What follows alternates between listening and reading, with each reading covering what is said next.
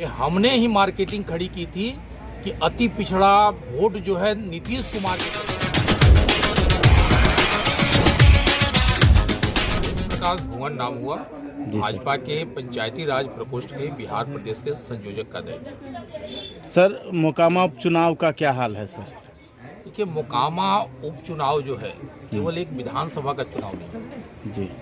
यह चुनाव तय करने वाला है बिहार में कि 2025 में पूरी तरह भारतीय जनता पार्टी के नेतृत्व में, नरेंद्र मोदी जी के नेतृत्व में जो एक विकास की धारा पूरे देश में चलाई जा रही है, वो बिहार में भी भाजपा के नेतृत्व में कैसे चलेगी, यह चुनाव तय करने जा रहा है। और मुझे पूरा विश्वास है, 2 दिनों से जो इस क्षेत्र को मैंने देखा, घूमा, लोगों से मिला, इस बार भारतीय जनता पार्टी के उम्मीदवार सोनम देवी जी भारी बहुमत से जीतने जा रही हैं और 2024 की लोकसभा और 2025 में बिहार विधानसभा भारतीय जनता पार्टी के नेतृत्व में यहाँ हम विकास की धारा खड़ी करने जा रहे हैं, ऐसा स्पष्ट प्रतीत हो रहा है। बीजेपी के लिए नया क्षेत्र है सर, पहली बार चुनाव लड़ रही है बीजेपी बिना किसी गठबंधन के। कितनी परेशानियों का सामना करना पड़ रहा है? यह हमारे लिए सकारात्मक नजर आ रहा है। जहां हम जा रहे हैं, अधिकांश मतदाता इस पे उत्साहित हैं कि हमको बड़े लंबे समय के बाद भाजपा का सिंबल मिला है और इसके प्रति जो उनका उत्साह है, मुझे पूरा नजर आ रहा है कि यह उत्साह वोटिंग के दिन और ज़्यादा बढ़ने वाला है। तो क्या गठबंधन में जब थे तो वो वोटों का आपको नुकसान नहीं होगा? जिन वोटों के नुकसान की बात कर रहे हैं, ये हमने ही मार्केटिंग खड़ी की थी कि अति पिछड़ा वोट जो है नीतीश कुमार के चलते आता है। आज नीतीश कुमार जी से बड़ा एक नेतृत्व नरेंद्र मोदी जी के नाम पे, जो सर्व अति पिछड़ा का बेटा होते हुए पूरे समाज और भारत माता का सपूत है, आज अति पिछड़ा उसके साथ खड़ा है। ये चुनाव तय करने वाला है। एक मिनट और कुछ। हाँ। यहाँ पे जातीय समीकरण से काम नहीं कर रहा है क्या?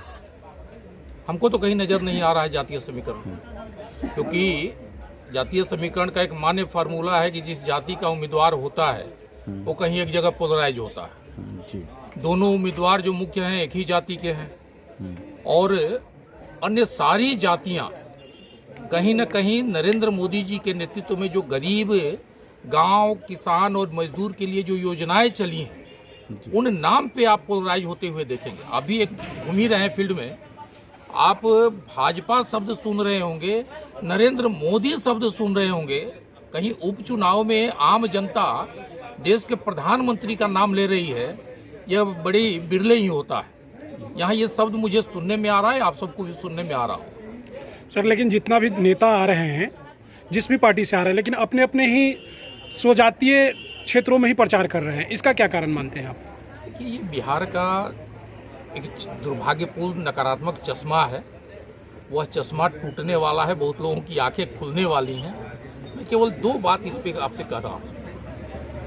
जो लोग अपने को गरीबों की सरकार कहते थे, 2014 के पहले उनकी जब सरकार थी तो गरीबों के आवास के लिए 45,000 रुपया दिया जाता था और ये नेता मान लेते थे कि 45,000 में गरीब का आवास बन जाता है। आज जब गरीब का वास्तविक बेटा नरेंद्र मोदी प्रधानमंत्री बना तो उसको पता है कि 45,000 में आवास नहीं बनता है, उसने 1.5 लाख रुपया दिया। तो उस समय तो उसी अनुसार से तो सामग्री का रेट भी था ना। मैं अपनी बात खत्म कर दूं। 7 साल में सामग्री का रेट उतना नहीं बढ़ा होगा जितना 45,000 से 1.5 लाख हमने किया। ये गरीबों के नेता 1200 रुपये में गरीबों का शौचालय बना लेते थे। नरेंद्र मोदी की सरकार जब 14 में आई तो 12,000 रुपया किया। नहीं तो 2014 के बाद 2022 तक के हर चीजों का कीमत तो भी दुगना बढ़ चला। 2014 से 2022 में ये 2016 का आप उठा के देख लीजिए, 1.5 लाख रुपया आवास का हो गया था। मैं 2016 की बात कर रहा हूँ। 14 से 16 में 2 साल में इतना बड़ा अंतर नहीं आएगा। आज गांव का हम लोग बचपन से सुनते आ रहे हैं कि भारत जो है कृषि प्रधान देश है। आप 2014 का कृषि बजट उठा के देखिए, 25,500 करोड़ के आसपास होता था। आज 1.25 लाख करोड़ से ऊपर है। तो उस समय डीजल का भी कीमत तो कम हुआ करता था, कृषि यंत्र का भी कीमत हुआ करता था, और उस समय जो खाद की जो रेट हुआ करता था काफ़ी कम, लेकिन अभी कहाँ है? उस पर आप क्या कहेंगे? एक चीज़ वही कहा कि आप कल्पना करें कि 7 साल में 5.5 गुना बजट बढ़ाना, यह कहीं न कहीं से नरेंद्र मोदी जी के उस नेतृत्व का, और जो मैंने कहा कि गांव और किसान के प्रति शुभचिंता, उनका विकास कैसे हो, इसके लिए केवल भाषण नहीं, उस विषय को जमीन पे उतारना, ये पूरी समग्र दृष्टि आपको नजर आएगी। तो क्या यह भी माना जाए सर, जो भाई साहब बोल रहे थे कि जातीय टुकड़ों में नेता जो जा रहे हैं और जो उनका चश्मा है कि उसी हिसाब से वोट मिलेगा, आज इस देश का गरीब जो है, मुझे याद है कि जब 15-16 में हम लोग जनधन खाता खुलवाने के लिए जाते थे, उन टोलों में या तो नक्सली बैठे हैं या कम्युनिस्ट बैठे हैं या समाजवादी बैठे या ईसाई मिस्त्री के लोग बैठे, ये लोग मना करते थे गरीबों की जनधन खाता मत खोलो। आज धीरे धीरे धीरे करके आज 40 करोड़ से ऊपर जो जनधन खाते खुले, और जब गरीब के अकाउंट में सीधे पैसा गया, आज वो गरीब देख रहा है कि कैसे सीधे मेरे अकाउंट में पैसा आ रहा है। मोकामा में एजेंडा क्या है आपका? सीधा सीधी यही एजेंडा है। क्या? हमने गरीबों के भलाई के लिए, हमने किसानों के भलाई के लिए, हमने इस बिहार राज्य के, देश के साथ साथ बिहार के विकास के लिए जो काम कर किया, उसके मुआवजे के रूप में, उसके आशीर्वाद के रूप में हम वोट मांग रहे हैं, और जनता वह आशीर्वाद, वोट रूपी आशीर्वाद देने जा रही है। टाल योजना बहुत बड़ा मुद्दा रहा है हमेशा से, इस पर क्या रहेगा आपका? कि ये तो कल मुझे ये मालूम हुआ, मेरा दुर्भाग्य कहिए या मेरी कमी कहिए कि मुझे नहीं पता था ये, कल मुझे आपके क्षेत्र में मालूम हुआ कि आज जो विकास पुरुष अपने को कहलवा रहे हैं, जब वो सांसद होते थे, ये उन्हीं का वादा था इस क्षेत्र में कि इस टाल को मैं पूरी तरह विकसित करके यहाँ के किसानों का जीवन खुशहाल बनाऊं। सौभाग्य से वो भारतीय, ये अटल जी के नेतृत्व में कृषि मंत्री भी रहे भारत सरकार के, आज ये इतने लंबे समय से बिहार सरकार के मुख्यमंत्री भी रहे। तो जो व्यक्ति, और ये उनका घर भी है एक तरह से, जो व्यक्ति अपने घर की समस्या दूर नहीं कर पाया, उसको विकास पुरुष कहलाने का कोई अधिकार नहीं। और लगे हाथ में एक और बात कह रहा हूँ, क्योंकि विकास पुरुष शब्द आ गया, ये यहाँ का विषय नहीं है। जो लोग कह रहे हैं कि मैं गरीबों की कल्याण की बातें कर रहा हूँ या बिहार के विकास की बातें कर रहा हूँ, जो नेतृत्व अपने विधायकों का आवास देने में 8 साल का समय ले लेता हो, वो आम गरीब का क्या कल्याण करेगा, या आप सब पत्रकार मित्र खुद तय करें। चलिए। मुकेश कुमार नंदन जी, पंचायती राज भाजपा प्रदेश सदस्य। कितना मतों से सर मोकामा में चुनाव आपकी पार्टी जीत रही है?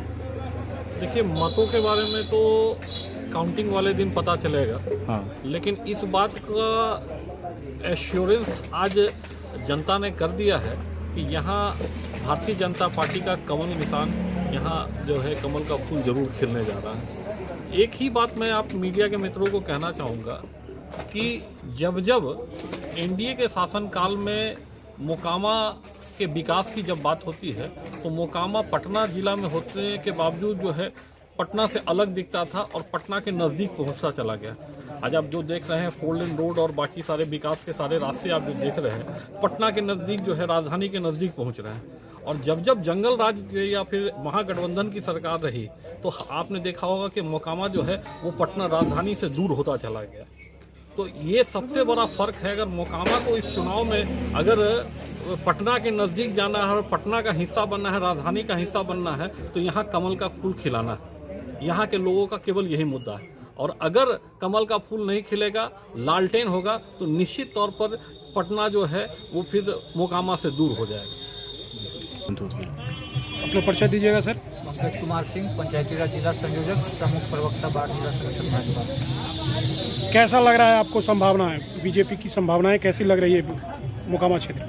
मोकामा क्षेत्र में बीजेपी बहुत सारे मतों से जीतने जा रही है। और आप लोग को लगता होगा कि चुनाव है, लेकिन हमको कोई चुनाव नहीं दिख रहा है। चुनाव तो एक तरफा है। जीत का क्या आधार? जीत का आधार मेरा विकास है, विकास किए हैं, विकास करेंगे। आप तो पहली बार चुनाव लड़ रहे हैं, फिर कैसे कह रहे हैं कि हमने विकास किया है? हम संगठन के, अपने संगठन के सिपाहियों के बल पर चुनाव लड़ रहे हैं। और संगठन जो विकास की आप बात कर रहे हैं, टाल क्षेत्र में कोई विकास नहीं है, फिर आप विकास की बात कैसे कर रहे हैं? जितने भी केंद्रीय योजनाएं हैं, आज के डेट में हमारे माननीय प्रधानमंत्री जी के द्वारा पूरे भारत में 168 योजनाएं चलाई जा रही है, जिसकी जानकारी आपको भी होगी। हम उन योजनाओं को जो हमारी योजनाएं चल रही है, जो विकास हो रहा है। हमने गरीबों के लिए मुफ्त में अनाज दिया। हम प्रधानमंत्री कृषि सम्मान निधि योजना के तहत हर एक किसान के खाते में 6,000 रुपये सालाना दिया। हमारी माताएं बहनें पहले दमा और टीबी से मर जाती थी, हमने उनके लिए उज्ज्वला योजना के तहत गैस सिलेंडर का व्यवस्था किया। हमारी महिलाएं पहले खुले में शौच जाती थी, हमने उनके लिए शौचालय का व्यवस्था किया।